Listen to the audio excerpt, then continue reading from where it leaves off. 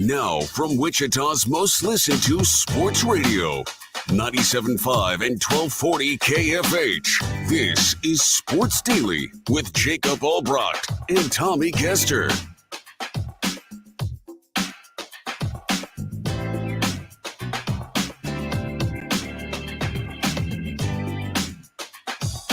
All right, welcome in, everybody, to Sports Daily. Jacob Albracht, Paul Savage, with you on a Wednesday, a midweek edition. Glad to be here with Mr. Savage. We have a lot of good stuff coming up on the program today. Travis Kelce talked from Chiefs minicamp yesterday. A lot about his future and some other things. So we'll take you through a dive of what Travis Kelce had to say as the Chiefs open that mandatory minicamp. We will get to some of the absences from mandatory minicamp that are a little curious, but we can do that throughout the show. The Royals drop another one to the Yankees. This one was never close. What does that mean? How desperate should they be going into the back half of that series? NBA Finals. We have a Game 3 coming up tonight. Paul, how are you this morning? I'm good. How about you, big boy? It's kind of a tough morning because, you and I are both taking care of business. And you text me that Jerry West died. I hadn't heard that, so evidently we just got the news. We'll get to that in just a second, but that's a big one. Other than that, it's been a good morning. Everything's going good. I'm looking forward. Joe Rocco and I got to go out Northeast, and guess what we're going to do when we get done with our business way out in Northeast Wichita? We're going to stop at HTO.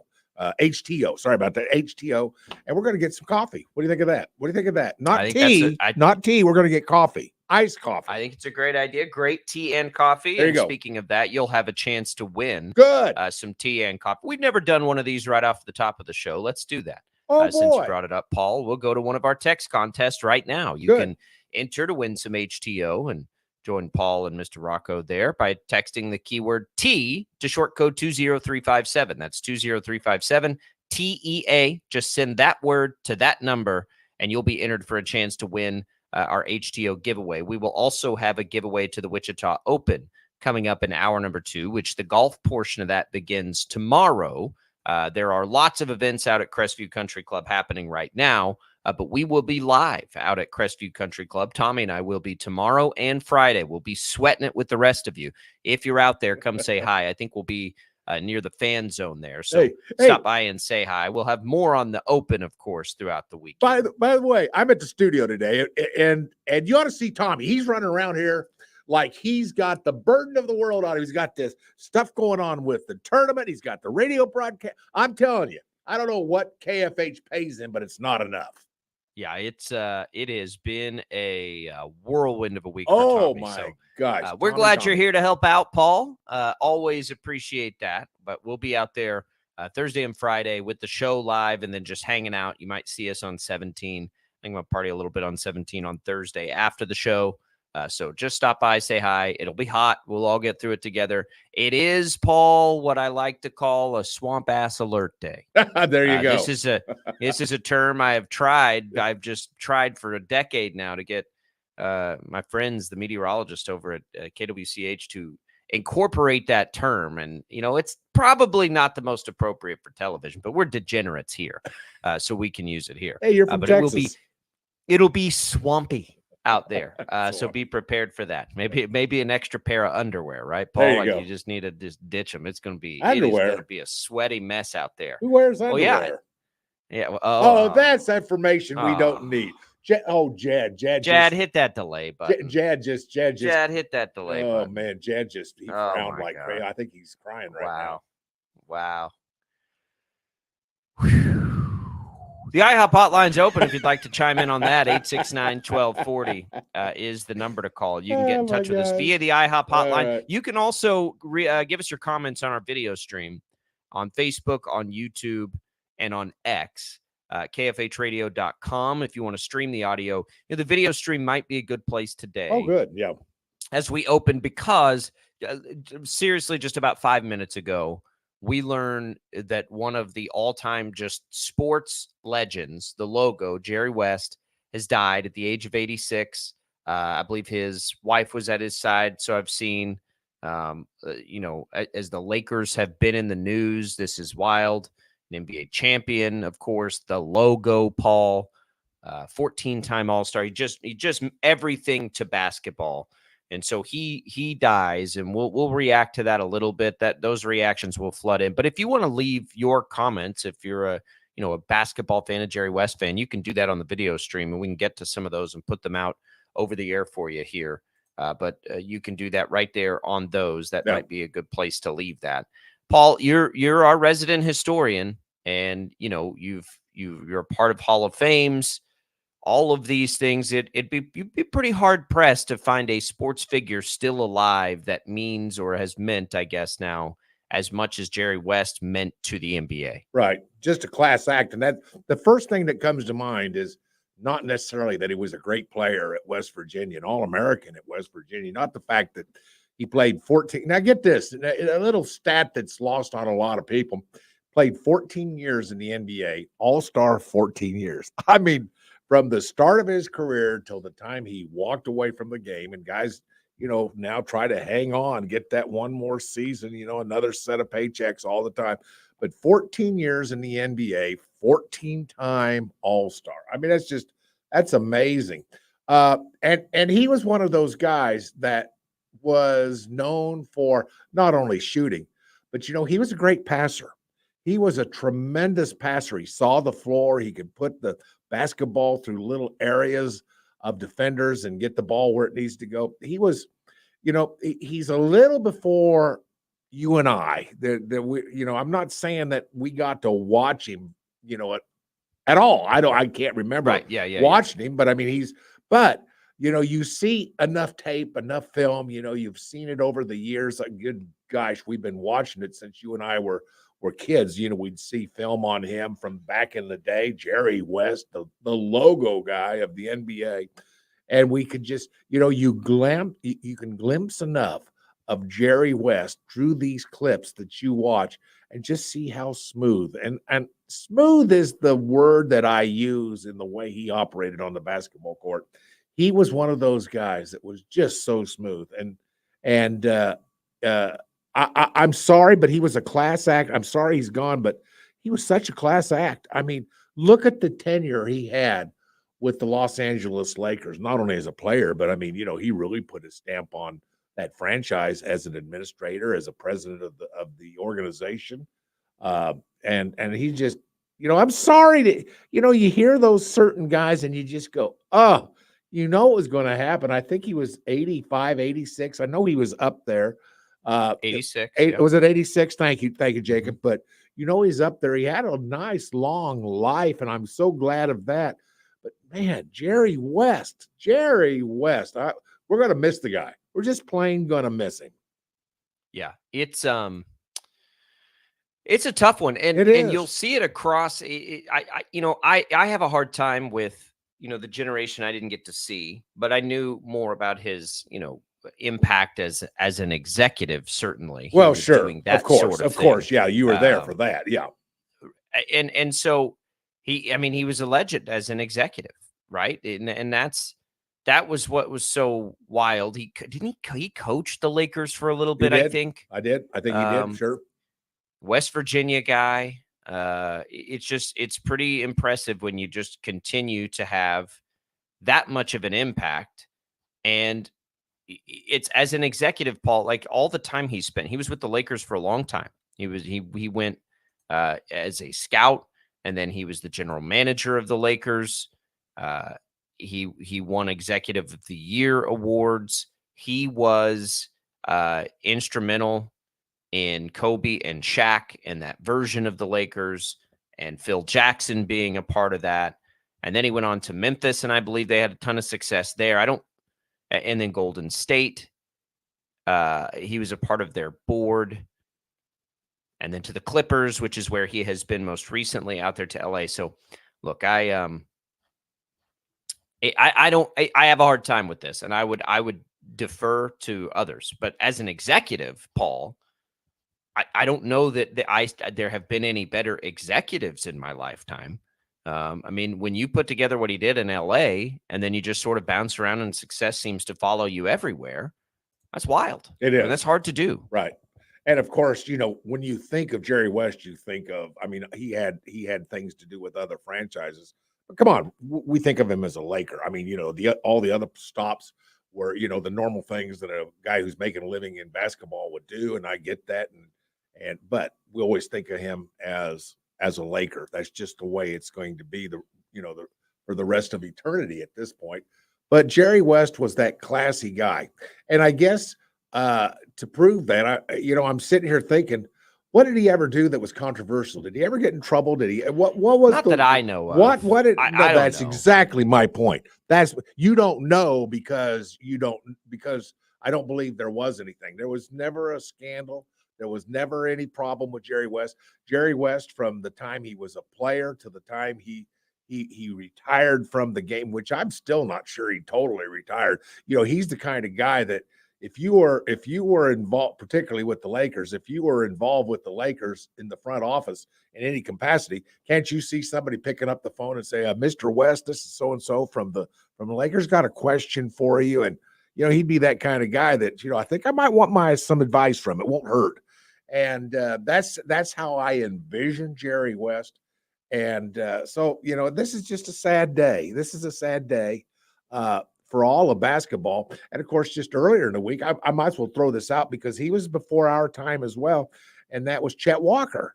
And the reason I bring up Chet Walker is because anytime you have a player of his great ability, and that we can say he was from the Missouri Valley, because that was so important for people like myself, because for the bulk of my life, Wichita State was a Missouri Valley basketball team. And although, I never saw Chet Walker, we've got some old timers around this city, I'm sure, that at one time or another saw, Chet Walker come into the Roundhouse and play basketball. So I think that's pretty cool. And he passed as well, but that's probably about 3 or 4 days ago. But Chet Walker got a lot of good loving too. And, an NBA champion as an NBA player. So that's pretty cool for Chet Walker. So in a matter of 4 or 5 days, we lose two greats in the world of NBA basketball. A time to remember fondly, I think, with Jerry West. I remember there was a time where there was a conversation about, modernizing the logo, right? Modernizing the NBA logo. I remember that wasn't that long ago, was it? Yeah. No, it's been within the last decade or so. Like what I recall from it is you were getting pushback from anybody that was mentioned it to be that. And they're like, no, that's Jerry West. Like everybody seemed to have a tremendous amount of respect for him. And that's hard to do, especially when you're an NBA executive, right? Especially when you have to be cutthroat as an executive. Mm-hmm. And so I just, a great American, a great sports figure lost. And I don't, it's a sad day, but it's also a day to just really appreciate a life of sports that has just made it better for all of us. That's what we do. I'm going to make you speculate. I'm going to make you speculate real quick before we get off the topic. Think they'll ever change the logo? Will it always from this point on? I think that if they were going to change the logo, it would have been for Michael Jordan or Kobe Bryant, I think. And no, I don't think that they will, because I don't think either one of those guys would have wanted that to happen through Jerry West, and so I don't think it's necessary. I don't even remember why it was a topic of conversation. Honestly, I don't remember. I'm not sure I do either, because I just remember it was talked about, and then it was like everyone was like, "No, man, that's Jerry West," because everybody seemingly, as far as I can recall, just in the we didn't have time to prepare for this. Obviously, if this just news just came down right before we went on the air here. So in the last 15 minutes now, 16, 17 minutes. But Jerry West is gone, 86 years old. And you'll see a lot of that today, a lot of remembering him fondly. And we will do as well as we can. If you'd like to leave your comments on it, you can do that on our video stream, which you'll find on Facebook, on YouTube, on X. We'll take a break with that. We'll let that one sit, and then we'll come back and get to the rest of the business for today. Jad Chambers producing. I'm Jacob Albracht alongside Paul Savage. This is Sports Daily.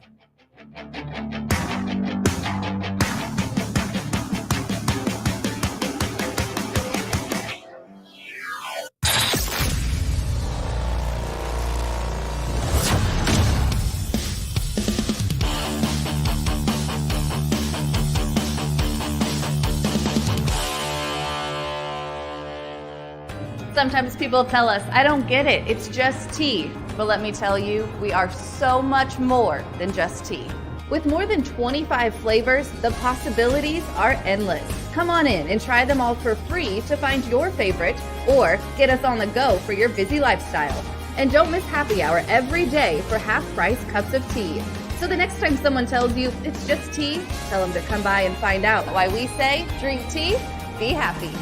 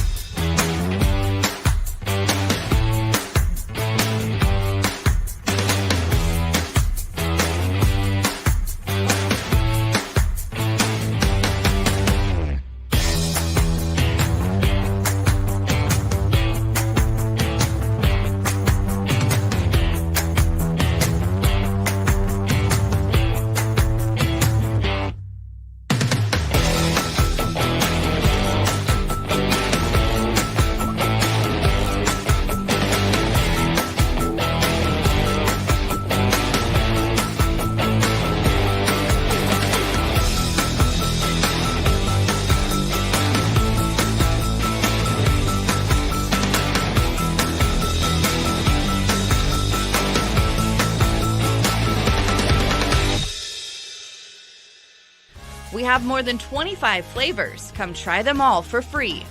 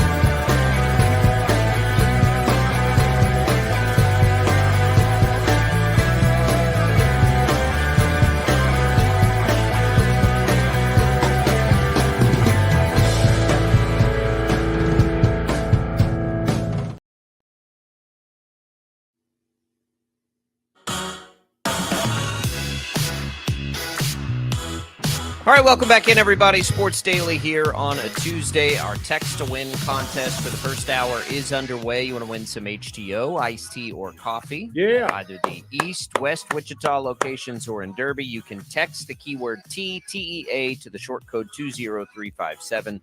You can enter one time per day. We'll have a Wichita Open Fan Zone ticket giveaway coming up in the second hour. Paul, the Royals, not much of a fight last night. 10-1 losers. We were concerned about the style of Brady Singer going up against the Yankees. It bit him. He is a guy that allows a little traffic, but, a part of what he does well is navigate the traffic, and he just couldn't do that yesterday against that offense when you're playing, Juan Soto out there and Aaron Judge, and it's just it's a big-time offense, and it's tough, and it was too much traffic, and that's what we were worried about. But now you sit here as Royals, and you're looking at this series and just almost trying to survive it a little bit. And it's the Yankees, and they don't let up. And you're pitching with Lugo losing his game doesn't line up particularly well. Cleveland won last night again, so they've now won 3 in a row. Kansas City's lost 3 in a row. And they sit 5.5 games back, and they still got to play New York 2 more times and then the Dodgers 3 times before they get out of this stretch of schedule. This will be as much about Cleveland faltering as anything else because, again, we talked about this yesterday. The Royals are just not at their peak right now at this time that they have to play just a grueling part of the schedule. You don't want to let this spiral away from you and sit here at the end of this week and be 8.5 games back of first place or something like that. Right. 2 observations to the case you just made with regards to the Royals. One, spiral away. The Royals are still 10 games over 500. There was a day, as you know, Jacob, we'd have said, I'll take it. We'll take it. Oh, my gosh, 10 games over 500. How great is that? They're still 10 games over. Now, they're still 5.5 games out of first, which is doable. But, the Cleveland Guardians are a good baseball team. It'll be hard to overcome, but, it's still doable, as we know. And, of course, the game last night, I guess the other observation was the game was lost in the first inning. That game was over. If you were running a little late and you got to the K by, let's say, 15, 20 minutes after the game started, well, you missed the game because the game was basically over at that point. So, but the Royals are still 10 games over 500. Jacob, I put a lot of stock in that. Now, I'm the one guy that on this radio show, well, I think I am. You guys are probably echo the same thing. Something, I'm not disappointed in the Royals at this point. Now, we know these little dips and these little valleys are going to come. This is baseball. And we've got some more to go in July and August, these dips where you're going to play well, where you're not going to play as well. These things happen. These streaks happen. That is the nature of baseball, and I'm not telling you anything you don't know, that's for sure. But if you're a Royals fan, you're usually on the other end of these streaks. But, golly, we talked about this in May, and I remember you saying, don't get too excited, Paul. Don't get to that point where you're putting a lot of stock. Because we were talking about, how many games over 500, Kansas City Royals were. And it was amazing to me, the fact that they're still 10 games over 500. Says a lot to me. I think that's amazing. It is. And it gives us hope. It gives us hope that even for this year, there's things that can happen with this franchise. And you get hot at the right time. You get through the tough times without doing, what is potentially bad damage. You get through those times. There's hope. They're the Kansas City Royals. I think all of us who follow the Royals. And by the way, I happened to catch the first inning last night. I didn't get through the first inning last night because it was difficult to watch at times. So anyway, it was one of those things where, I still have a lot of hope for this team. And I know Royals fans in general do because we've been on the other end. Look, there is no world in which any of this is disappointing. The Royals have had this remarkable turnaround season. It's real. And it's been a blast, and it will continue to be a blast. They happen to not be playing well at the moment, at the time they're playing this portion of their schedule. The reality is Cleveland's on a pace, Paul, to win 106 games. If Cleveland wins 106 games, the AL Central is going to be off the table. The Royals aren't going to win 106 games. this year. So then you look to the wild card, and that's maybe, it depends. That part depends on Cleveland. The Royals right now would be the second wild card team. They're ahead of the Twins still, and the Twins would be the third team at the moment. And then they got a little bit of distance, a little bit of breathing room among the other contenders there for wild card. So that part of it, if that happens to be the case, then okay, fine. Like if Baltimore and Cleveland are going to pace out to 106 wins, if you got to put yourself behind that, because the Royals just aren't going to win 106 games. Now, I don't think either one of those, it doesn't really matter about Baltimore, but I don't think Cleveland's going to win 106 games. If they do, more power to them. You were never going to catch them anyway. It doesn't matter. At that point, wild card needs to be the goal. It's way too early to sort of concede that reality, though. Cleveland is playing an easier and softer schedule at the moment than Kansas City is. So are they going to win 106 games? Boy, I don't think so. And if they do, again, good for them. And then it becomes a wild card situation. I think, 98, 99 is probably more likely for them, because I do think they're for real. And then you just sort of reset your value. How many wins are the Royals going to have? If you go back to last year in the American League, it took 89 wins to get into a wild card. Seattle had 88 and didn't get there. The lowest winning percentage among wild card teams was right at about 549, so right about 55%. Right now, the Royals are ahead of that pace slightly. They're at a 574 winning percentage.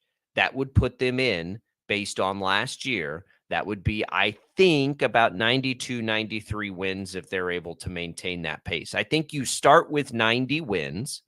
Can they get to 90 wins? And right now, again, let me just do the real quick math. At 162 games, Paul, on the pace that they're on, they would win 93 games, basically. Mm-hmm. I think that that's attainable. I do. I think that they can maintain this pace. And if they get to 90, 91, 92 wins, I would imagine that will be good enough to get in on the wild card. I don't know how much higher you can put their ceiling than that. Realistically and honestly, if you're being honest with yourself, they just need to sort of keep doing what they've been able to do thus far in this season. And I think that'll be good enough. And when you bake into it that they'll almost certainly add something at the deadline, right? Now, they've been very fortunate health-wise. They have not dealt with some of the injuries some of these other teams have. So if that inevitability is coming, you got to deal with that too. They've had some tough ones recently, but for much of the season compared to their peers, it hasn't been quite as bad. So there's a lot that goes into it, but I think 92 wins, 93 wins is very reasonable. And if they get to that point, Paul, I do think this will be a wild card team. Well, there's going to be another slide on this. I mean, we're still in the, we're not even to the middle of June yet. And, you're still going to have a couple of those series where you go in and you may get swept. You may win, 3 out of 4, 2 out of 3, whatever the case might be. There's still going to be some of those. And of course, because that's just the nature of baseball. But I understand what you're saying. And I think what you're saying is helpful to a lot of Royals fans who feel the frustration of 10 to 1, not even scoring a run until the 8th, 9th, somewhere there, 8th inning, I believe is what it was. There's frustration in a team like the Yankees coming into the K and winning 10 to 1. I mean, there's frustration.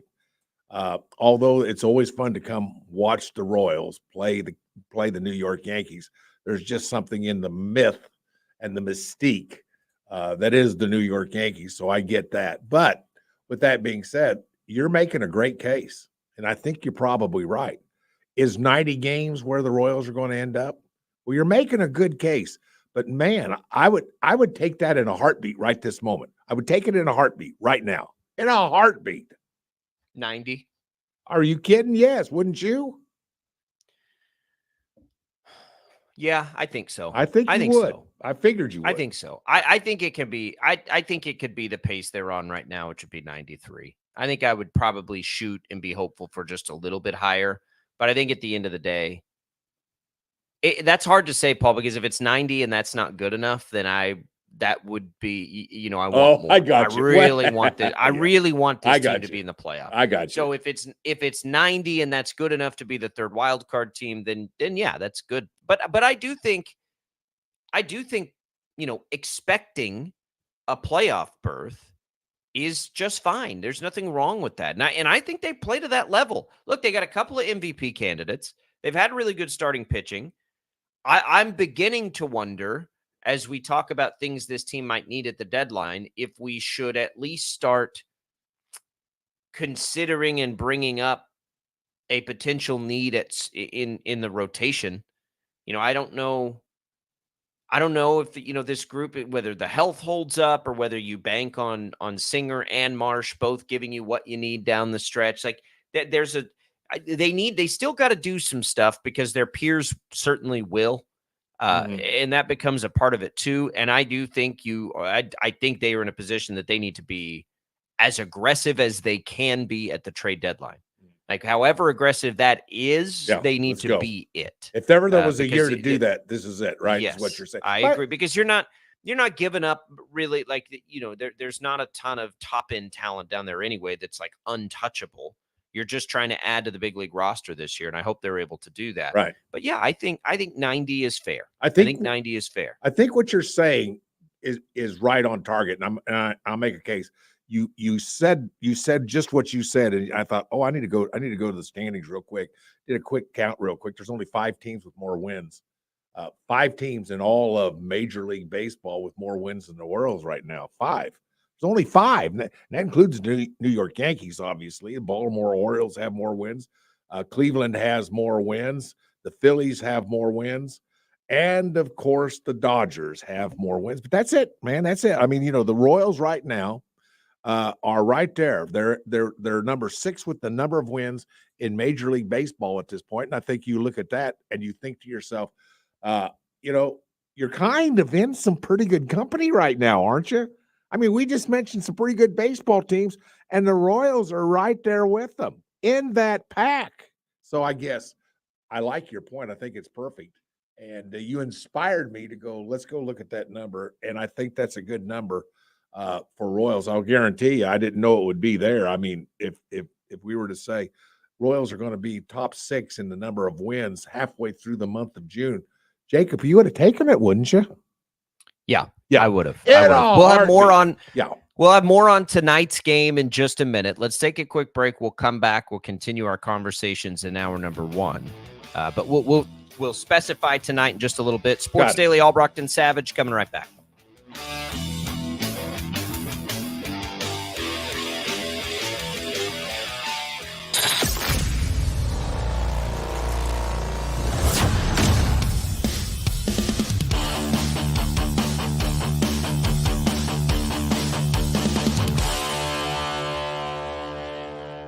Sometimes people tell us, I don't get it, it's just tea. But let me tell you, we are so much more than just tea. With more than 25 flavors, the possibilities are endless. Come on in and try them all for free to find your favorite, or get us on the go for your busy lifestyle.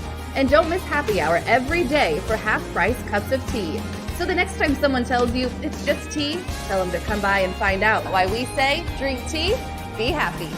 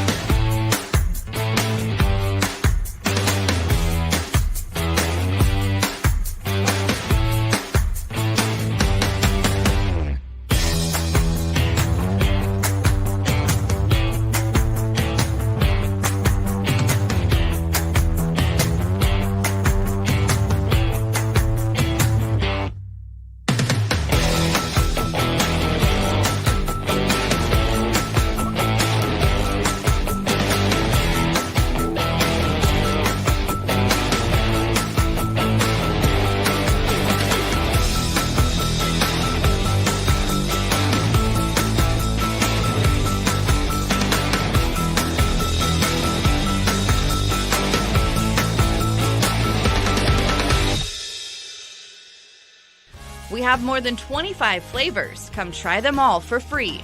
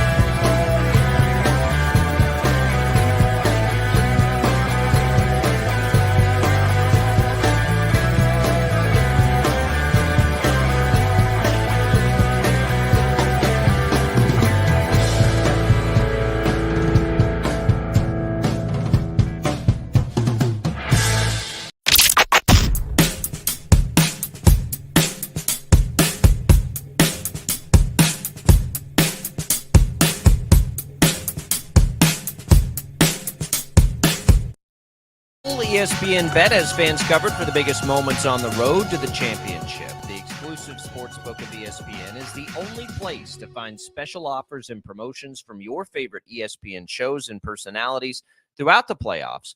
New users can get a bet reset up to $1,000 in bonus bets if your first bet doesn't win. Download ESPN Bet today. What a play. Must be 21 plus. Gambling problem? Call 1-800-GAMBLER. In partnership with Hollywood Casino at Kansas Speedway. Terms and conditions apply. See app for details. A lot of people betting the Stanley Cup playoffs right now. A lot of people betting the NBA Finals right now. Both the Oilers and the Mavericks have their backs up against the wall, down 2-0 in those series, Paul.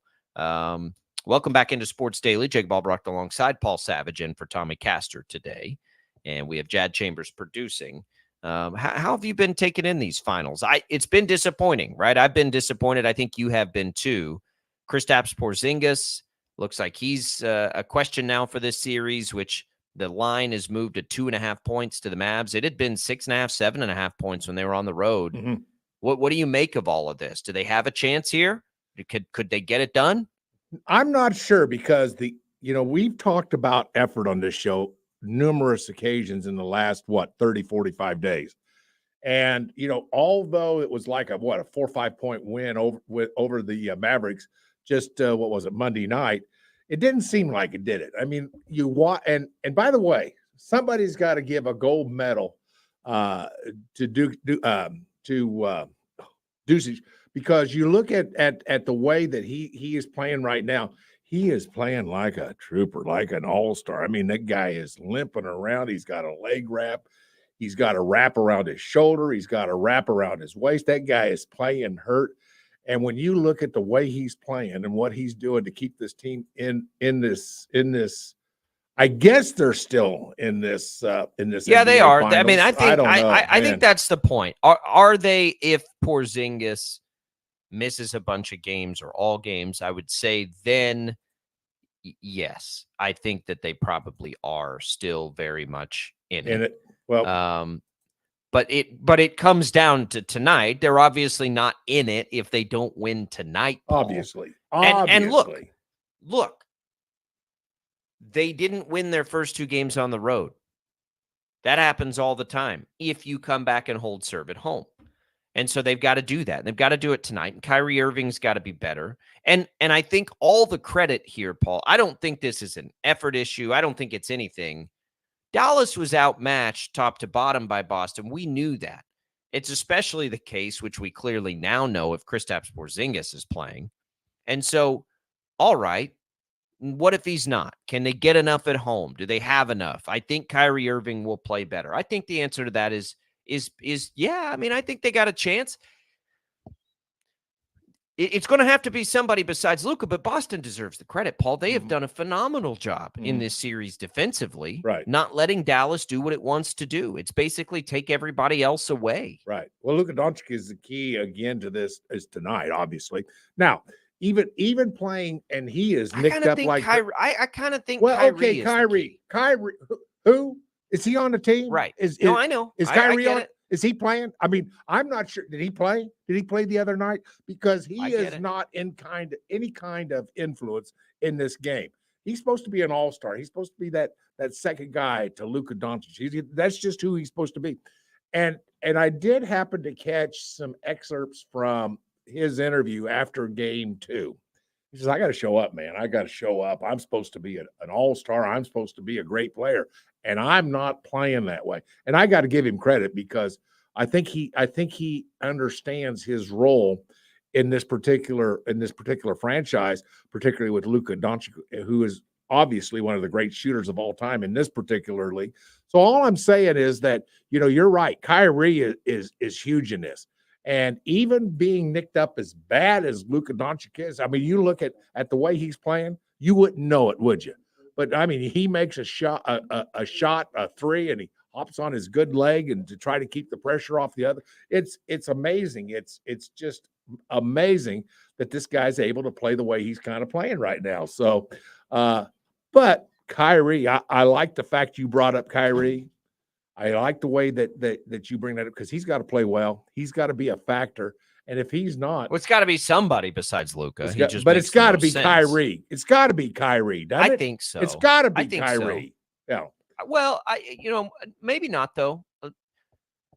Not in that sense. Well, it's who we expect I don't know how much. Listen. My amateur basketball brain. I don't know what the Porzingis effect on Kyrie Irving would be. But they definitely, whatever it is, they need to take advantage of Porzingis being potentially limited or out or whatever it is. He's got some, what do they call it, like a mystery injury? I don't know what it is. That's right. It's a mystery. We don't know quite what it is. That's said with a smile on everybody's face. We don't know what it is. They're not releasing it. But torn medical retinaculum, allowing dislocation of the posterior tibialis tendon, according to Shams. Yeah. So I don't know what any of that means.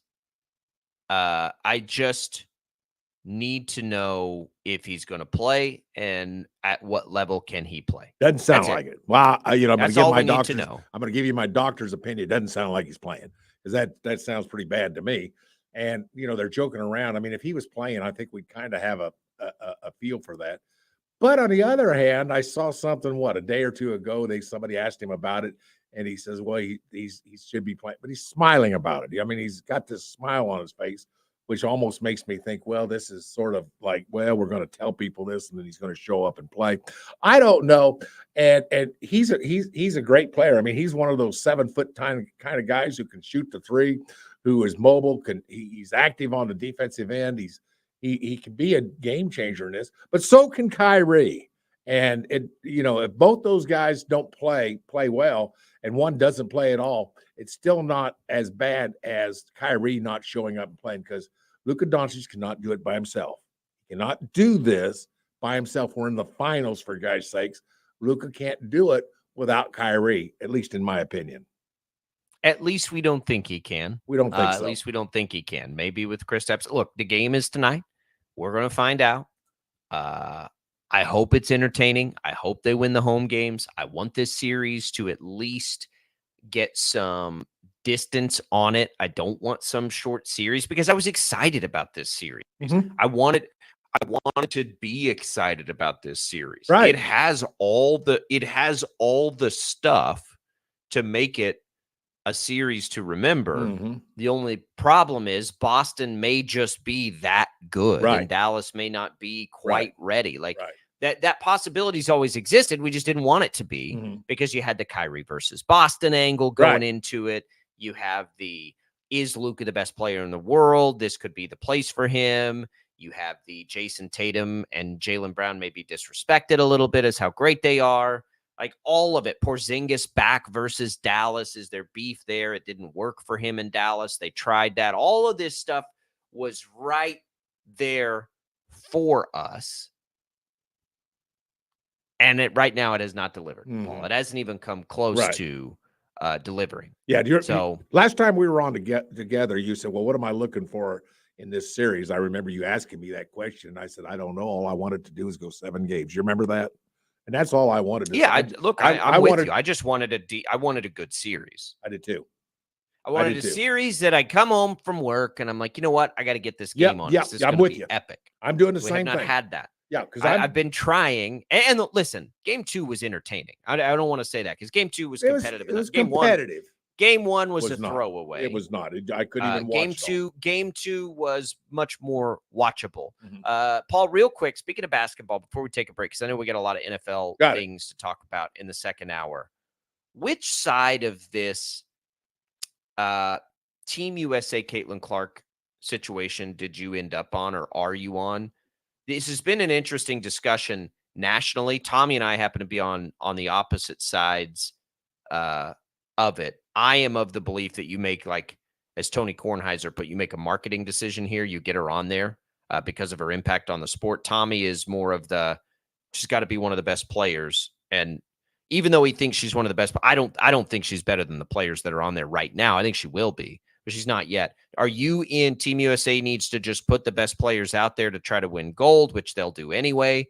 Or are you on the other side, which is where I live, that's it doesn't matter, get her on the team because of the attention she would bring for your sport? Are you saying that the NCAA greatest scorer of all time can't play? Is not a great player? No. I think she can hold. I think she can. Saying? She would definitely hold her own just fine. That's right. And how important are threes? How important is it to be able to shoot Well, she's threes? not. I mean, if you go look at her 3-point percentage right now in the WNBA, she's adjusting it's not to it. She's had some pretty good games, and she's stunk in a few games. She's adjusting. But the fact is, she can shoot the 3. And she can hold her own. She can hold her own. I like the way you put it on that. So, I agree with that. But so, yes, if she can hold her own, but isn't maybe one of the most deserving 12 Who's players. To say that? I mean, it all comes down to an opinion. And that roster is incredible. Well, roster is incredible. And I'll tell you what, it can be still incredible with her on the roster. And if she had made that roster, I'm telling you right now, nobody would have said, "Oh my gosh, she doesn't deserve that." Nobody, Jacob, would have said that. And I'll tell you what, to me, well, the diehards might have, because you can make a case pretty easily that there are other players that deserve it more. But that's not the point for me. The point is once in a lifetime publicity, once in a lifetime spotlight, once in a lifetime attention, all of these things. Right. You just can't let that go by. You have touched on it. It's a tough call. And it's a tough call. You know what it looks like to me? It looks petty. It looks like petty. I didn't stutter, did I? I said petty. It looks petty to me. Whoever made on whose part? On the part of the Olympic team not selecting Caitlin Clark. It looks petty. We all know that in this league right now, there's some jealousy with this girl. Well, sure. Because she's getting all the attention. She's getting all the endorsements. And there is some jealousy in this league. And I'm just saying, it looks petty to me.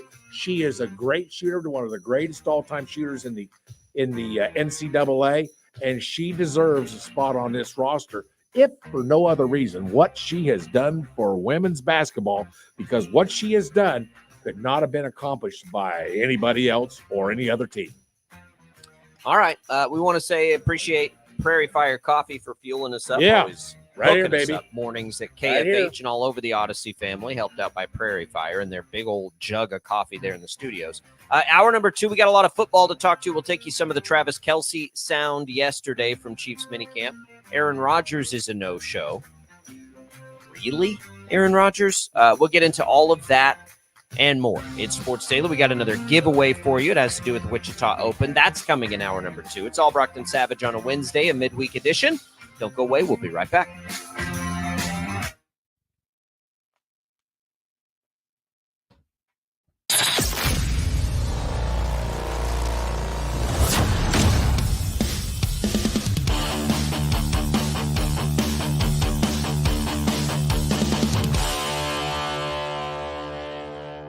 Sometimes people tell us, I don't get it, it's just tea. But let me tell you, we are so much more than just tea.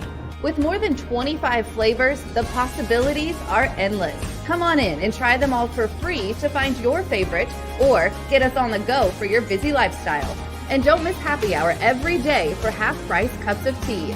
So the next time someone tells you it's just tea, tell them to come by and find out why we say, drink tea, be happy.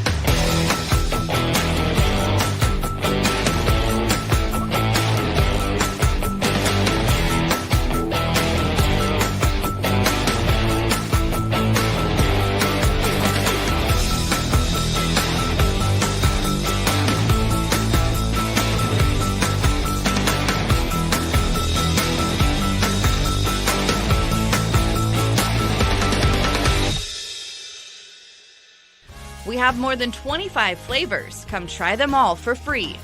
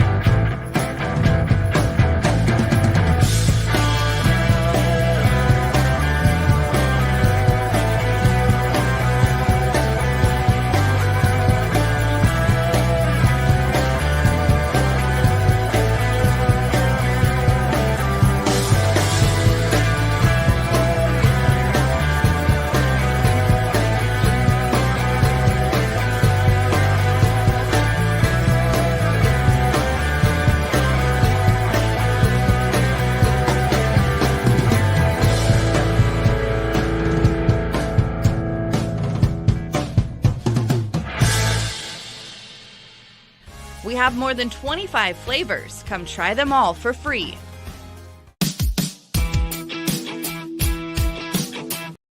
Most listened to sports radio. 97.5 and 1240 KFH. This is Sports Daily with Jacob Albracht and Tommy Castor.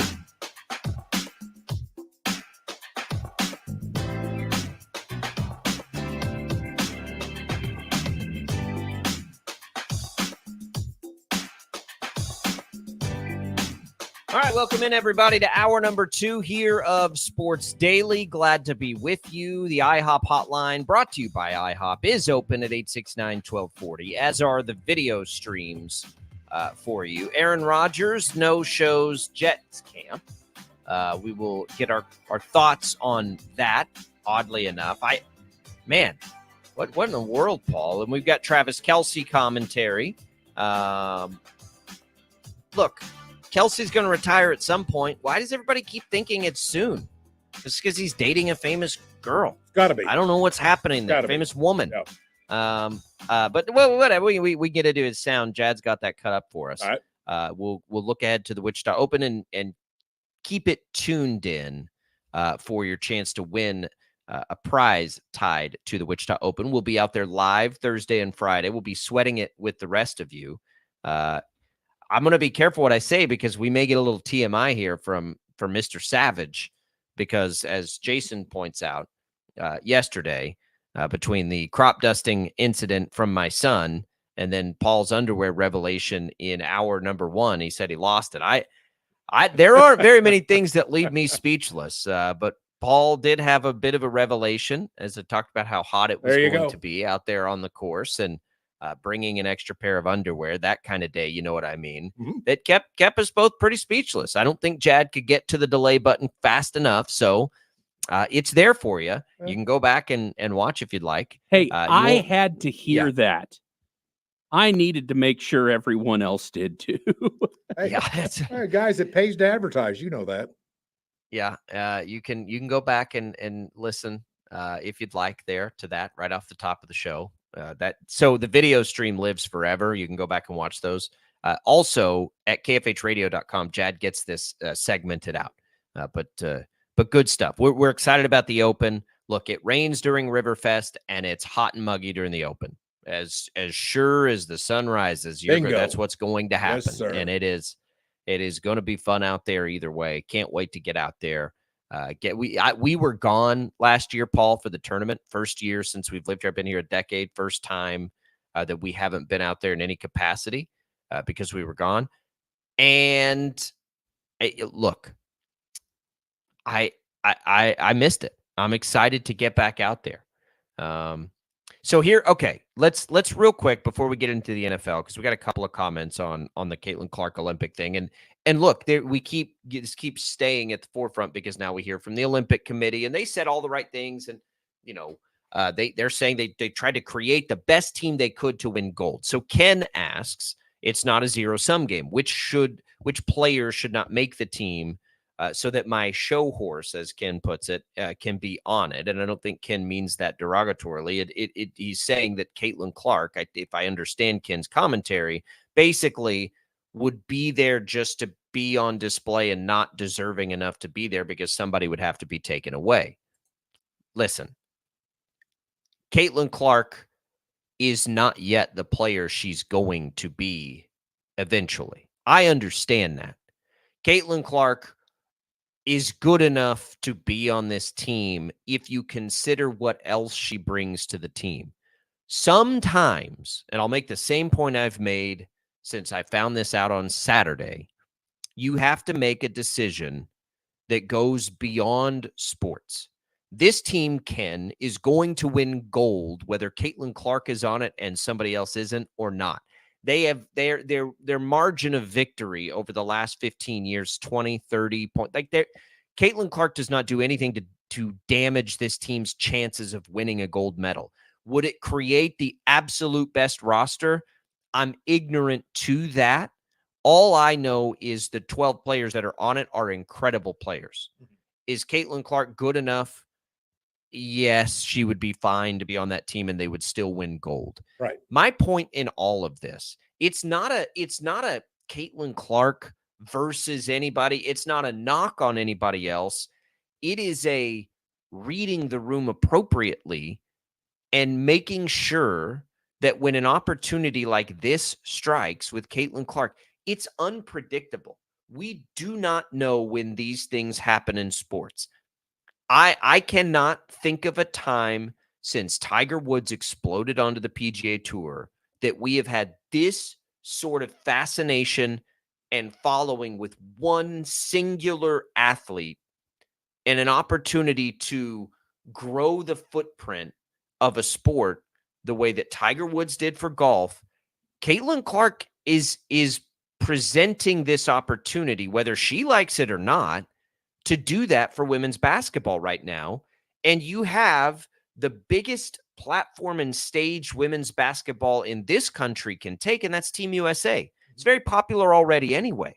But imagine what it could be. What it could be. I've said I would put Caitlin Clark and Angel Reese on the team just to make more people watch, and then they'll get a chance to, if they haven't before, notice and know and understand why Caitlin Clark has such a mountain to climb in professional basketball, because the other players here are incredible. They're Hall of Famers. It's chock full. So to answer your question directly, Ken, again, I'm going to tell you up front because I'm always going to be honest. Like, I'm ignorant to say X's and O's wise who she would step in for. I don't know. But I know there are players on that roster that have been to 3 or 4 Olympics. Look, Caitlin Clark wouldn't even have to play much in the Olympics, and she probably wouldn't, but she would still bring the attention. It has been put by the great Tony Kornheiser. It's either a marketing decision or a basketball decision. Which one are you going to make? And I'm fine saying basketball decision. I have no issue with that. It's not what I would choose. I would choose in this instance, I would choose the marketing decision because I think it's too important to the sport to take advantage.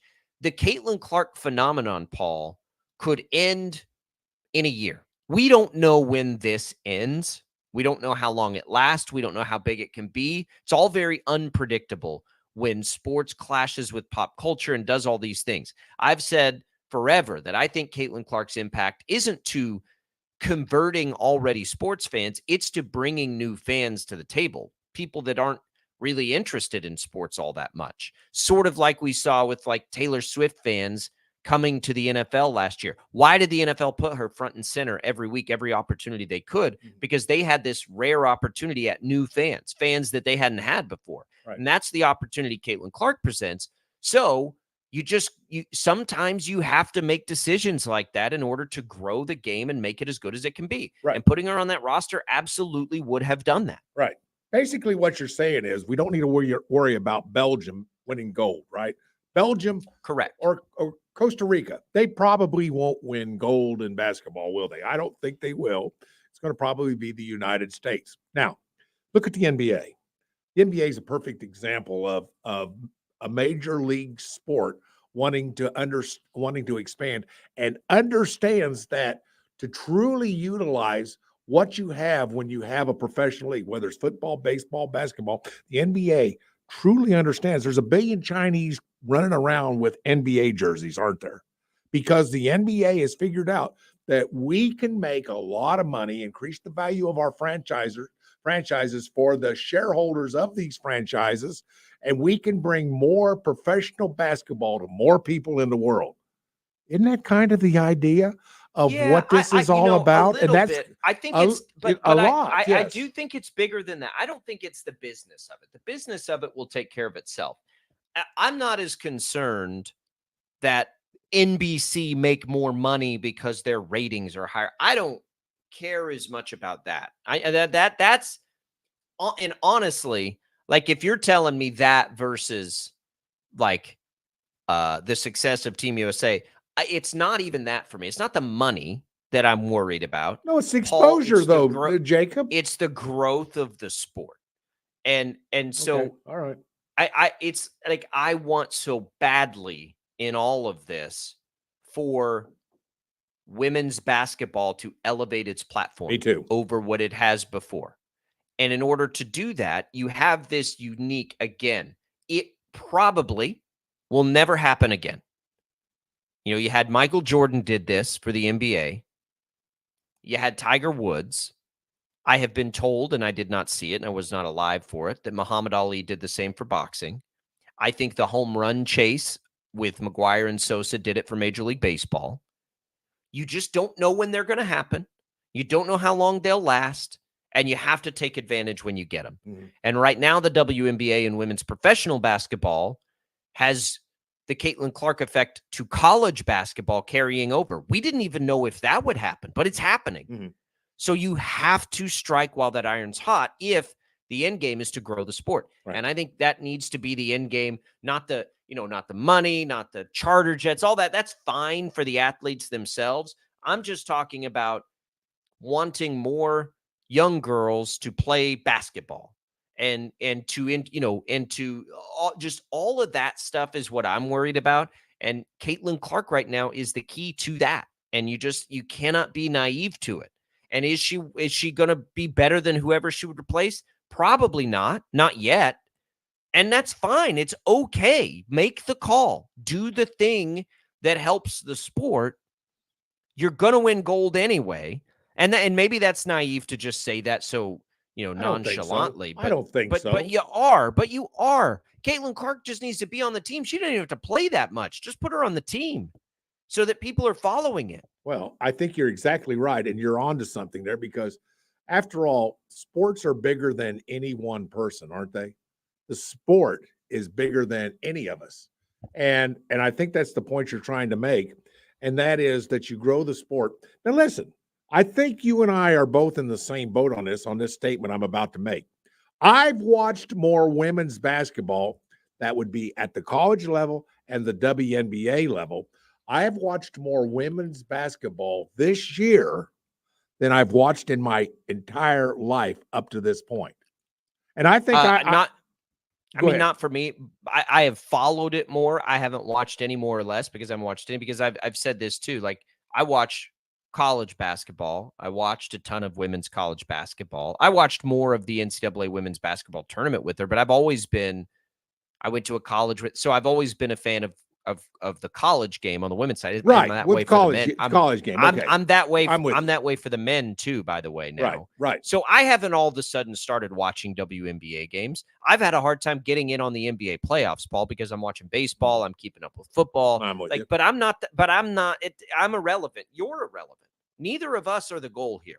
Neither of us are why this is all important, because we all have very limited time, and probably getting people to convert on the sports they already watch is almost impossible to do anyway. We're not what's important.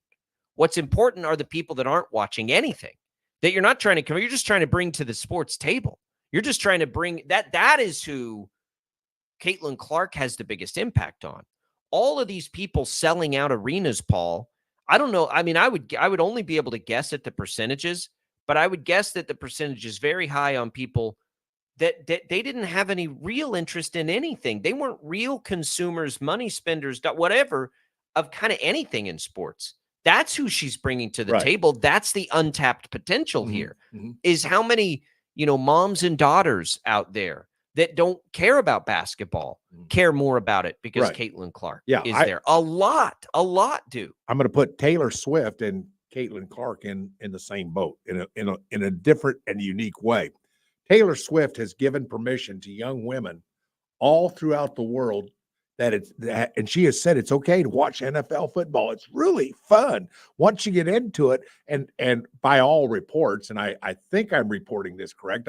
Correct me if I'm wrong, Jacob. You might know more about it than me, but I don't believe Taylor Swift was a huge NFL football fan. And I have no idea. Well, I think that's what I've heard. I thought you would know, but I think that's right. No, it's fine. But what you're saying is Caitlin Clark has given young women and men like me permission to say, I'm watching women's basketball and I'm watching it. You got me. See, you've got me now. Now, women's basketball, I'm even watching the WNBA. I checked some of the scores. I'm starting to figure out who's really good. I mean, I know about, all the big names in WNBA, Taurasi and all those. Yeah. I get all those, and I get but there's a lot of really good basketball players in the WNBA, I've never heard of them. Don't know who they are. Yeah. I don't even know what schools because you they didn't catch them in college. That's basketball. right. And so with that again, being said, she's given us permission, though. Caitlin Clark has given us permission to say, I'm in it. I'm on it. I'm speaking for myself, but I'm in. I'm watching a little bit. I'm watching a little bit. I'm watching a lot more than I ever watched in my life. Yeah. And Caitlin Clark has given us permission. And it's not even no foresight. She's not even trying to do it. It's not. It just is happening. It's just happening. It's organic and it's natural and you it's cannot real. recreate it. There's nothing they'll ever do that can recreate it. Can't Just take advantage. That's all I'm saying. And I get it. Listen, and that's where I'm at. That's why I just think, and I made the comment earlier in this show at the beginning of the show, I believe it was, where I said there's got to be some pettiness into this thing. We all I don't think there's pettiness. I don't, not in this jealousy. I think this was jealousy a better word then? Maybe there's a little okay. Not here. Okay. I think you'll see that naturally in the attention to the WNBA. I think this was very simply Team USA picking who it feels like are the 12 best players and saying everything we do is based on putting that roster together and winning gold. And I can totally accept that. Okay. I just don't think it's I think it's the wrong play, but I think that's what they're doing. They don't care. They're not that it's a different situation than we see in the WNBA where there's very clearly jealousy, Paul. Of course there is, just like there was in college basketball. Of course there is. That's right. But at the Team USA level, I don't think that was it at all. I think it was just simply they said this is our best roster. They're not wrong, by the way. I think it probably is their best roster. It's just there are times to make an exception, and this should have been one of those times. 869-1240. You can continue to comment on that. We'll come back. We'll play you some Travis Kelce audio from Chiefs camp. Paul brought up Taylor Swift, some comedy a little bit there from the reporters and Kelce as far as that goes yesterday, and then we'll get into Aaron Rodgers not being at mandatory minicamp for what his coach says was an event important to him. More important than getting back on the field with his teammates. Like, I've had about enough of this. 869-1240. We'll be right back.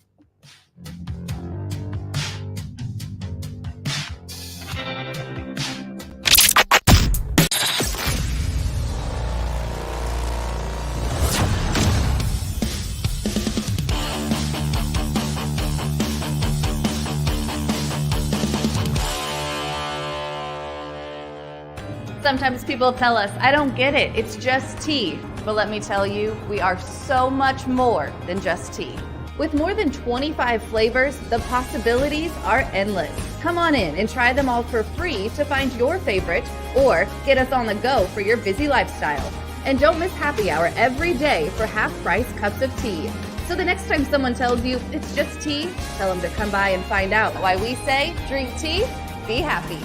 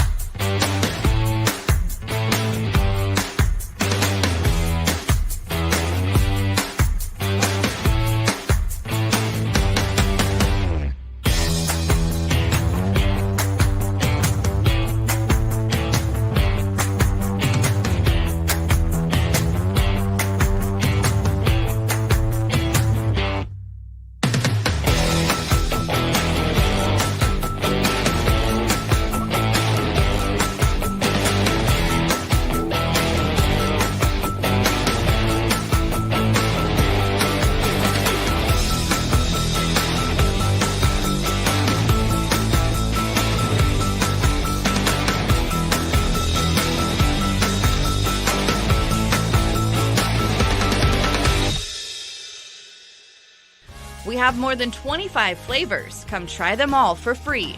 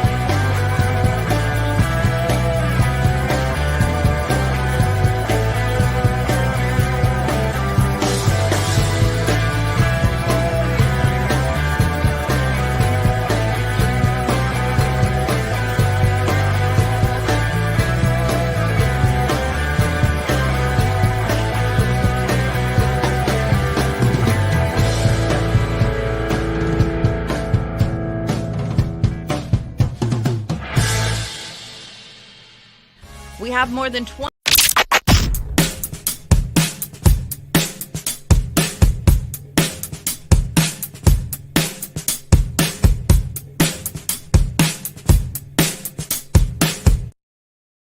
Golf to 20357. That's golf to 20357. You can enter once per day. We will be out there tomorrow and Friday live. Tommy and I will be taking in all of the festivities. So stop by and say hi. And who knows, maybe you could win a ticket on us here at KFH. Just text the keyword golf to 20357. We move on to the NFL now. Travis Kelce is in front and center of Chiefs minicamp yesterday. And look, Paul, for a while now, the question for Kelce has been about how long is he going to do this. I haven't quite understood why that is. I don't think he's to some highly advanced age. And the other thing is like his production is so high. You know, like what is the reason, do you think, people are obsessing about how much longer Travis Kelce will play? He's still the best in the game right now. Are you taking any tight end over Travis Kelce, even at his age, 34? No, not at this point, not right now. And part of what do people think would drive away this football junkie? Like, he loves this game. He does. Is it all Taylor Swift? No. And Taylor, and this deal with Taylor Swift. Now, we all have had relationships with the other sex.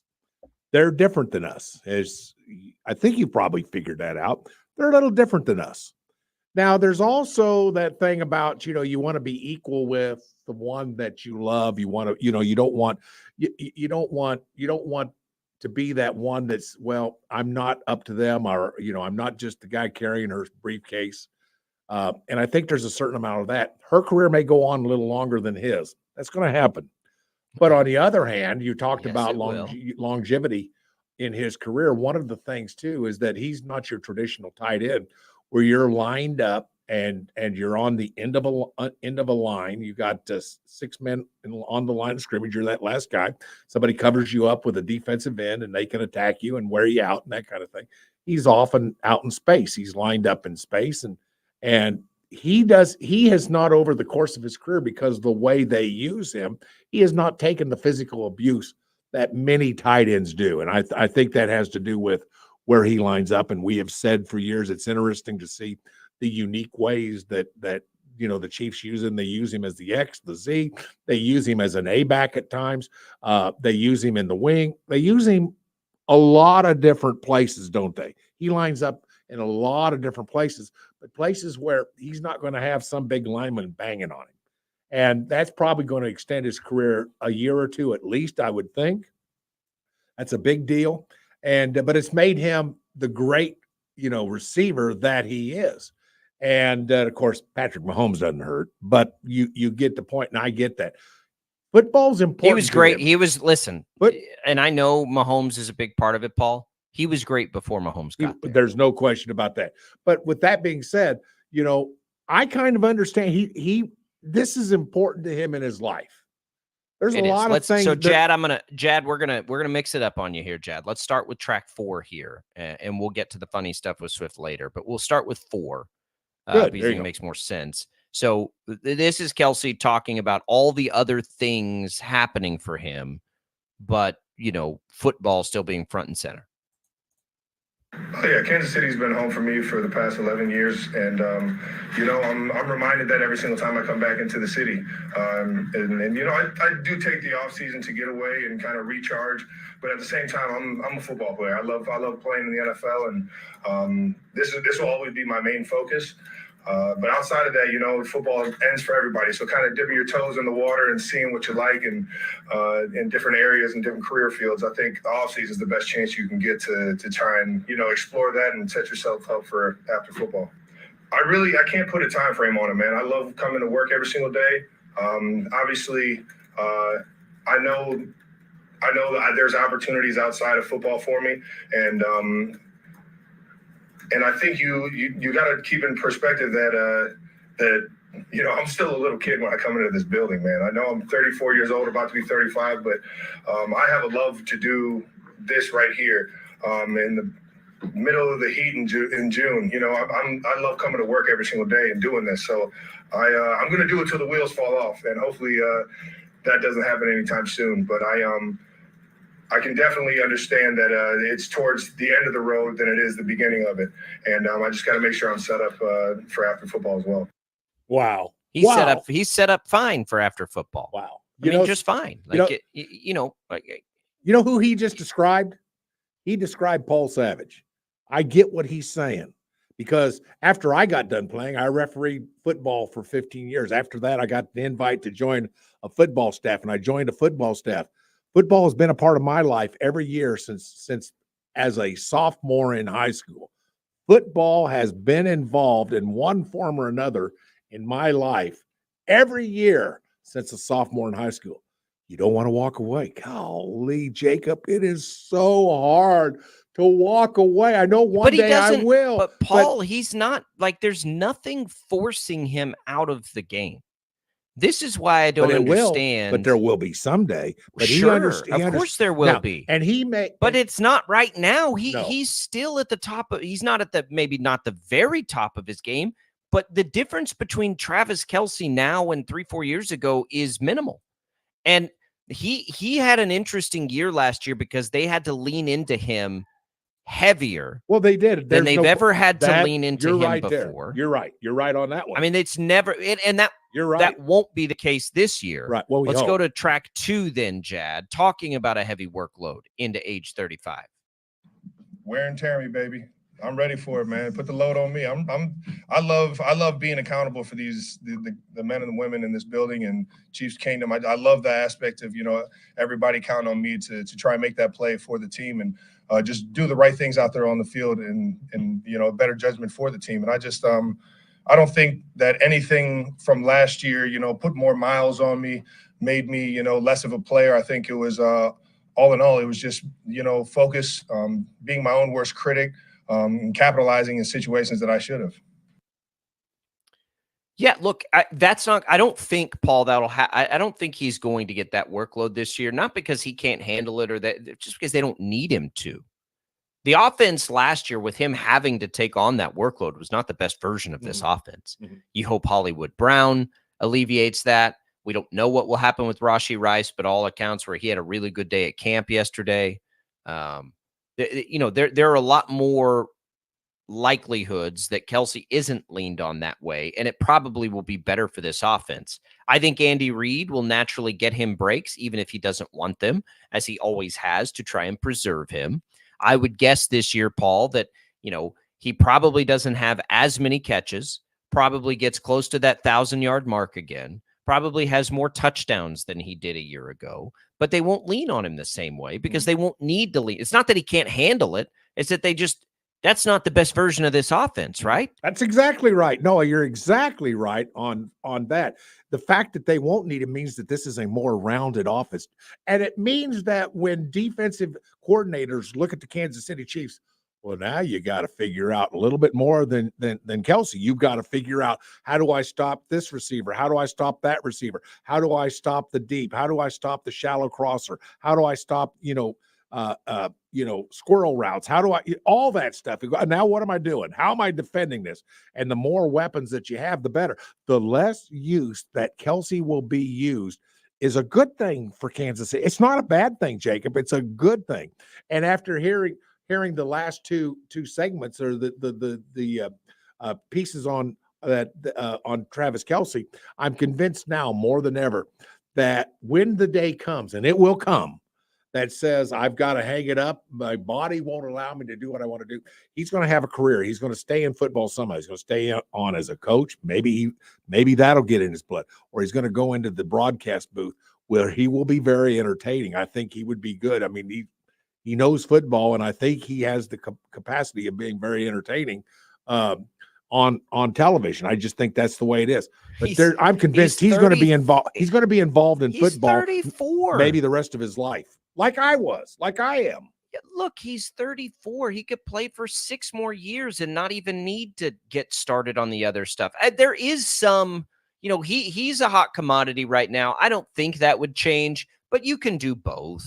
You can, in the offseason, continue to massage out your entertainment career that he's going to have in some capacity and still come play football. He can get both done, and he has. All right. As for this season, it's a three-peat season, Paul. Kelce's going to keep it real on that stuff. Here's Kelce on winning back-to-back and how they're going to try to make it 3 in a row. No, it's really only come up when I got cameras in front of me. I think everybody is pretty motivated to keep the mentality that we had last year. We didn't get to, back-to-back by always talking back-to-back. We got there by trying to figure out what's the best way to get better from last week and yesterday. And I think that mentality is key in something like this. You can't get too far down the road. Obviously, there's a goal set, but there's a bunch of them that are set before that, like trying to win the division, trying to get first place in the AFC. Those kind of things are more obtainable right now than thinking about the three-peat at the end of the year. I believe it. All the great athletes, all the great coaches say the same thing. You can't get caught up in looking too far down the road. I think last year's a great example of that, Paul. There were times last year where if they did not remain focused, that could have spiraled away from them very quickly, but they held it together. And I think the same mentality, is going to be in place. Is it out there? Sure. But it doesn't have to be out there internally, at least as far as the focus. And focus is what this team is so good at. And it's Andy Reid, it's Mahomes, it's Kelce. They're not going to let that get too big for them. No. And lose track of what they have to do. And again, sometimes people call that a cliche. I don't think it's a cliche when all the greatest coaches and players say the same thing. You can't afford to not focus on what's right in front of your face. Mm-hmm. Well, let me throw another cliche in, if you don't mind, since this is, cliche Wednesday, and that is you play football one play at a time. How do you win a Super Bowl? One play at a time. And man, that's the truth. How do you get through a radio show like we're doing today? One segment at a time. That's how life is lived. That's how greatness is achieved. One, whatever it is, at a time. And Kelce understands that, and that's really good because, and of course, he's an NFL professional. He's an all-pro. He understands this stuff. He's been around the block numerous times when it comes to this, and he understands it. the word three-peat, I'm guessing, is never brought up in the Kansas City locker room. I'll bet it's never brought up by coaches. It won't be anymore. It probably was trying to get free agents to come and all those things, but now they're practicing. Yeah, not now. Practicing. Not now. It'll never be brought up. That's right. Not in a serious setting anyway. Right. I mean, That's it's not, you don't want to ignore it either. Like embrace it, I think, but it's not going to be the focus. The focus right now will be minicamp. We'll be making sure you're doing the things in minicamp that you need to do to prepare yourself for week 9 when it comes around. All right. One for fun here from Jad. This is about Kelsey and T Swift and their off season and all the other stuff, but we'll get it for you anyway, just because it's kind of been a fun story to follow. Here's Kelsey on the off season and cooking with Taylor Swift. It's cooking together. That's a good question. I respect that question, but I'm going to keep that one to myself because I thoroughly enjoy cooking with her, so it's something I would rather just keep personal. Nate, Travis, you mentioned you have obviously opportunities off the. Thanks, Travis. Thank you. Appreciate Taylor it. makes a great Pop-Tart and cinnamon roll. So you had a natural cut in there from the question and then to him just like having fun with the situation. I think he's handled this well. And I think the reporters have handled it generally fine too. But there you go. If you were curious, a good Pop-Tart and a good cinnamon roll, Paul, I would guess that you would sign off on that being two good things. I would imagine, Paul Savage, that you are a fan of both cinnamon rolls and Pop-Tarts. That's right. And I'm a fan. And when you have a girlfriend, you got to keep her happy. And that means shutting up and not saying anything. And that's what he did. Right. I mean, come on, we know better. You know better, don't you? I know you know better. It's fine. It's fun. It's fun. Yeah. There's no need to pretend like it's not fun. It's fun. Have fun with it at the thing. So that's Travis Kelsey yesterday. It was good to hear from him on a lot of different things. I don't think he's going anywhere anytime soon. I think he loves it too much and he's still too good at it to do that. And especially this year, they got that big goal right in front of them. And who knows, if they get a 3-peat, why wouldn't they want to go for a 4-peat, Paul? You know what I mean? Like, I don't think there's anything that's going to pull him away quickly as long as he's able to still do it at this level, which he very clearly is. And I have no doubt will do again next year. I wouldn't take any tight end in football over Travis Kelsey. I wouldn't either. Now. And by the way, you're going to be better. I'm assuming we're going to be better at receiver with the Kansas City Chiefs. A lot was placed on the back of Travis I think so. Kelsey. Even if Rice misses significant time, I think that they will be. I've got high expectations for Hollywood Brown. I think Hollywood Brown's going to be good. Why not a 3-peat? I mean, if ever, we always talk about that. Why not a 3-peat? I thought the Denver Nuggets would 2-peat, and it's not to be. But nobody does in the NBA anymore. That's for sure. And it's saying, not everybody you're one injury away from being an also-ran football team with the Kansas City Chiefs. We all understand that as well. But boy, I'll tell you what, 3-peat could be in the thoughts of everybody. Why not? Why not to Kansas? Right now, I throw out the question to you before you go to break. What do you got, the Chiefs or the field when it comes to winning a Super Bowl? The field. All right. The field. Well, you said that pretty quick. But if you tell me the Chiefs or I have to pick any other one team, I'm picking the Chiefs. I think the Chiefs win the Super Bowl. But I'm not taking them over the field in the NFL. I think that's crazy. Okay. Which goes back to what Tom Brady said earlier in the offseason. But we can that's a great I have asked that question a million times. I love that question. This is why I had a quick answer for you, because I already knew the answer. I'd already thought about it. 869-1240. One team that hopes to get in Kansas City's way in the AFC can't get their quarterback to show up to minicamp. Aaron Rodgers, a no-show. We'll talk about that next as we make our way through this Wednesday edition of Sports Daily.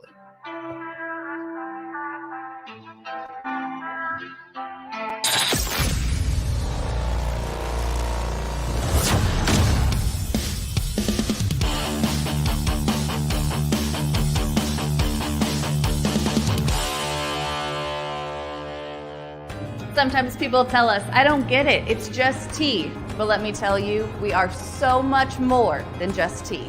With more than 25 flavors, the possibilities are endless. Come on in and try them all for free to find your favorite or get us on the go for your busy lifestyle. And don't miss happy hour every day for half-price cups of tea. So the next time someone tells you it's just tea, tell them to come by and find out why we say drink tea, be happy.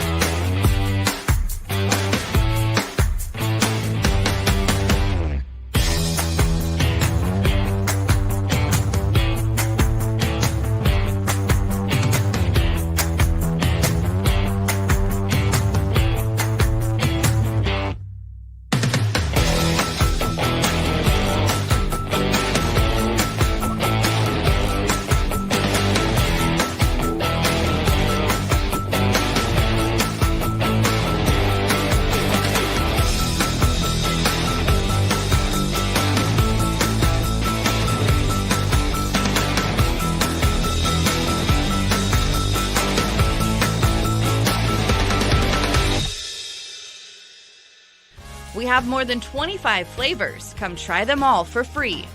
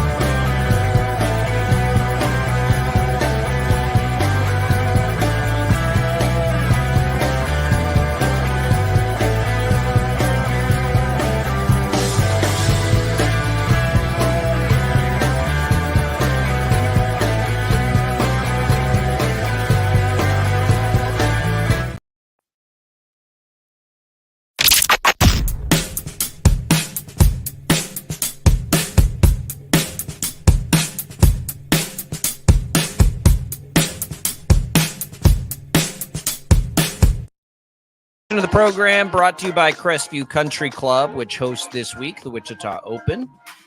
Big part of what we've got going the rest of the week after today. Tommy and I'll be out there live Thursday and Friday. Come by, say hi. You can win an opportunity to get out to the fan zone right now by texting the short code 20357. Just text the keyword golf to that short code, and we will get you an opportunity to join us out at the fan zone. But come say hi if you're out at the Open. If you're out at 17, I'm going to try and be out there part of the day tomorrow after we get off the air, just having a little fun, sweating it out with the rest of you, enjoying that party. And then we'll take it in. The golf, though, itself starts tomorrow, which is also going to be fantastic. Much more about that as we make our way through. We probably won't have time for it today. Of course, it runs up against the U.S. Open. Paul, it's sort of Scheffler versus the field at this point. But I want to talk about the NFL here. And listen, I'm out on the Jets, Paul. I mean, I really, one of my favorite storylines is to see Aaron Rodgers actually play for that team. He can't even show up on game. Like, what does that say? I mean, Robert Saleh said it was he missed minicamp yesterday because of an event that was, quote, important to him. What are we doing here? This isn't going to work. I'm out. It's not going to work. They ain't doing anything with Rodgers. He's just, he can't get out of his own way on being invested in this thing. And it was an injury last year. I don't know. I just like, you talk about the vibes and everything, Paul. This isn't going to work. I'd like to know why. I mean, I think that's important that we know why. I've looked in 2 or 3 different places with regards to this story, and it's an unexplained, reason. And by the way, this has not been okayed by. It's what they call unexcused is the term that the team uses. It's an unexcused absence with regards to the camp, and you're right. It is frustrating, and if you're a member of this football team, it's very frustrating because let's face it, I loved watching HBO Hard Knocks last year because part of that or most of that season was the New York Jets, other than the teams they went and played in some games and that kind of thing.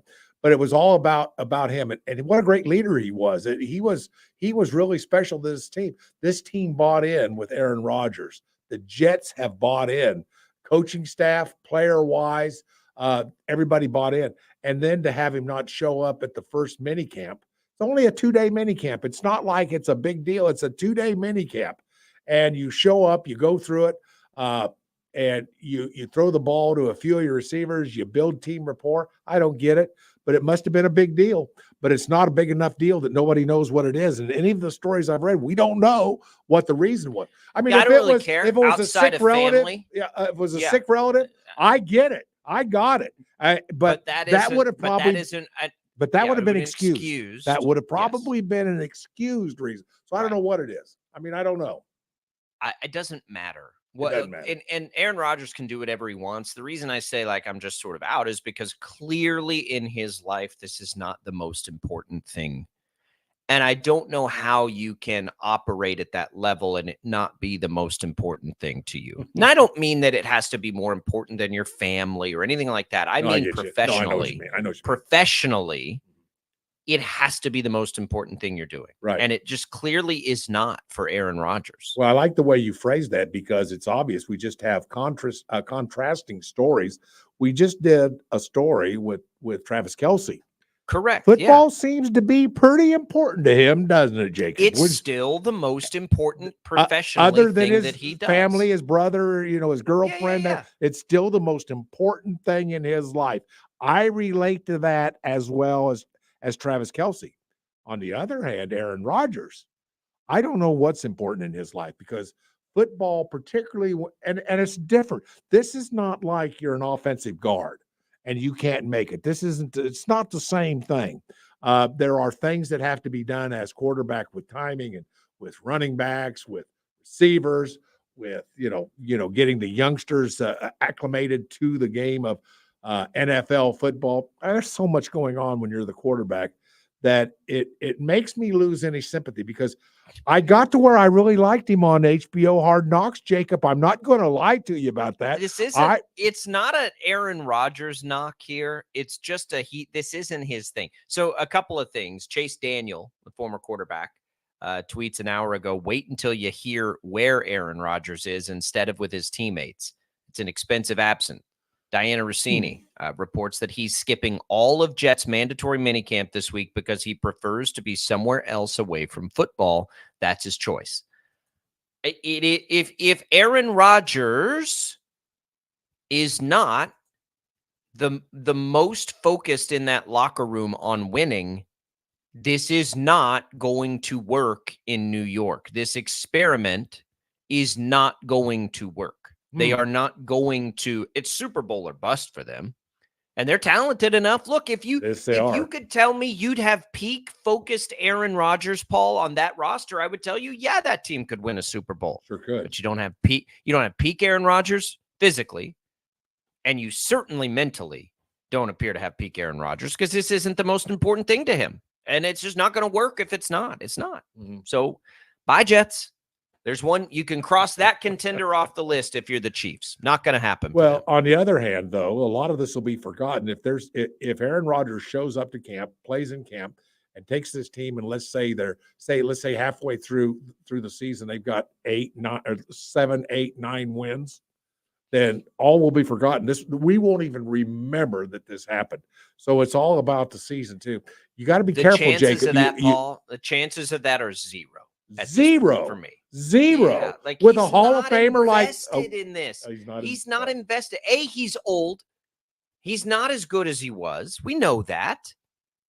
So if you already know that, and he's coming off of a significant injury, like he doesn't want to be there clearly, or he would be there. No, you're right. No. There's no sugarcoating. Paul, Tom Brady. You think Tom Brady's ever pulling something like that? And I don't know if he has or he hasn't. No, I don't think so. No, why? Why? Why is it important that Travis Kelce's there? Soul. Not even that. You're trying to set a tone and an example for an entire organization. Yeah, you're right on that too. You're right on that. You're right. No, you're right. This isn't what leaders do. No, it's not. Nope. It is not. There's no sugarcoating it. There's no sugarcoating. The fact that we don't know what it is amazing to me, because guess what? We will know. You're a part of the media. Is there any question in your mind, Jacob, that by the end of the weekend you will know why he's not there? I think you will know, and so we'll see what happens. I think that this is Robert Saleh talked about it today, Paul. He said Aaron and I are on the exact same page. There's no issue between Aaron or his teammates for that matter. We addressed it yesterday. It's more of an issue for everyone outside the building than it is inside. You can say that whatever it is that you want to say, but he ain't there. He's not there. And he's a team leader, and he's not there. He is, and it might be a good reason. That's not what this isn't a knock on Aaron Rodgers. It's not. It's an observation of the situation, and he just is not fully invested. And if he's not, this won't work. And so that's my point. This ain't going to work because you don't have the full focus of a guy that we don't even know can physically do it anymore, Paul. We didn't know that before last year before he got hurt. No, that's right. He ain't no spring chicken. No. And he's a damaged spring chicken, if nothing else. Right now he is. That's right. 869-1240. We'll watch it. That'll be the storyline of the day in the NFL. The attention's there. That's for sure. We'll come back. We'll tell you what's on the network tonight. Look ahead to that Royals game this evening. Next.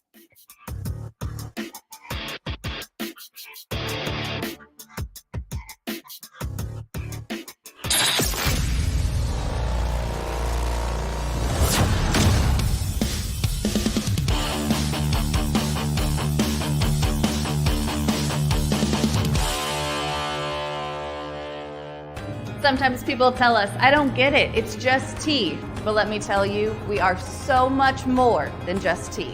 With more than 25 flavors, the possibilities are endless. Come on in and try them all for free to find your favorite, or get us on the go for your busy lifestyle. And don't miss happy hour every day for half-price cups of tea. So the next time someone tells you it's just tea, tell them to come by and find out why we say, drink tea, be happy.